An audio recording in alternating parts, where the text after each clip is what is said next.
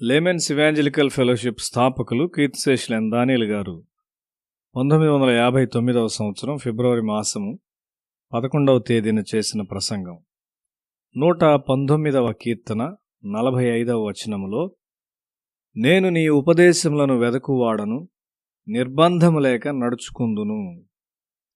దేవుని వాక్యములో నడుచువాడు గొప్ప స్వేచ్ఛలో నడుచును. ఈ సత్యాన్ని దావీదు కనుగొన్నాడు. దేవుని యొక్క సత్యములో తనను తాను స్థిరపరచుకున్నటకు ప్రయత్నించువాడు ఒక స్వేచ్ఛగల మనిషిగా తయారవుతాడు. నీవు ఉన్నత స్థితికి ఎత్తబడతావు. నీ కార్యాలయంలో నీవు తక్కువ స్థాయి ఉద్యోగిగా ఉండవచ్చును గాని ఒక దినాన నీ ఆలోచనలు కార్యాలయాన్ని పరిపాలిస్తాయి. ఐగుప్తు చెరసాల్లో ఒక పేద హెబ్రీయునిగా కనిపించినవాడు ఐగుప్తు దేశమంతటినీ పాలించు సామర్థ్యమును కలిగియుండునని ఎవ్వరికీ తెలియదు. ఎందుకనగా అతని జీవితము దేవుని విధులలో స్థిరపరచబడినది.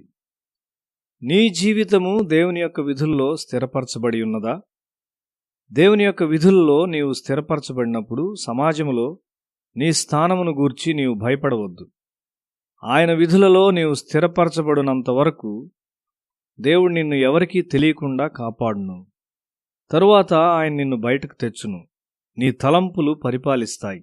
ఎందుకనగా అవి నీ తలంపులుగా కాకుండా ఆయన తలంపులై ఉండుట వలన. నెబుకద్నెజరు అతని కుమారుడు నశించిపోయారు గాని దేవుని సత్యములో తనను తాను స్థిరపరచుకున్న యవనస్తుడు రాజ్యాన్ని పాలించాడు. దేవుని యొక్క సత్యములో స్థిరపరచబడుచున్నట్లయితే నీ ఒక స్వేచ్ఛగల మనిషిగా ఉంటావు. దేవుని యొక్క వెలుగు ప్రకారము నీ మనస్సు పనిచేస్తుంది.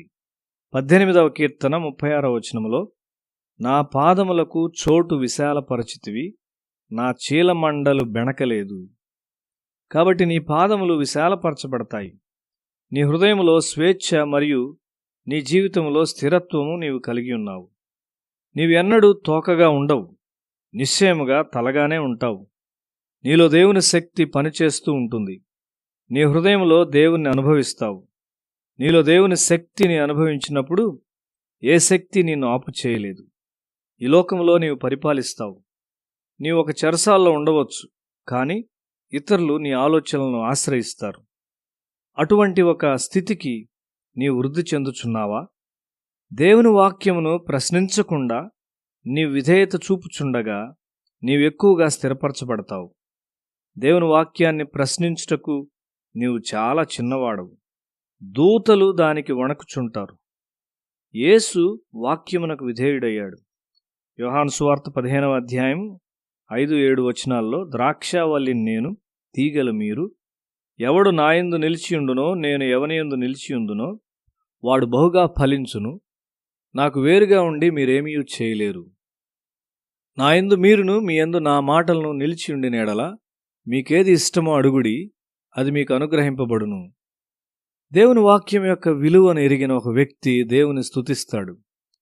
నీ జీవితంలోని అపజయాలను బట్టి నీవు విచారించవు. ఎందుకనగా దేవుని యొక్క చిత్తము మరియు వాక్యమును గూర్చిన జ్ఞానములో నీవు పురోగమించున్నావు. నీవు ఉన్న చోటున నిలిచి ఉండవద్దు. దేవుని వాక్యం పట్ల ఎల్లప్పుడూ ఒక దీనమైన విశ్వాసముతో ముందుకు వెళుచుండవలసి ఉన్నావు.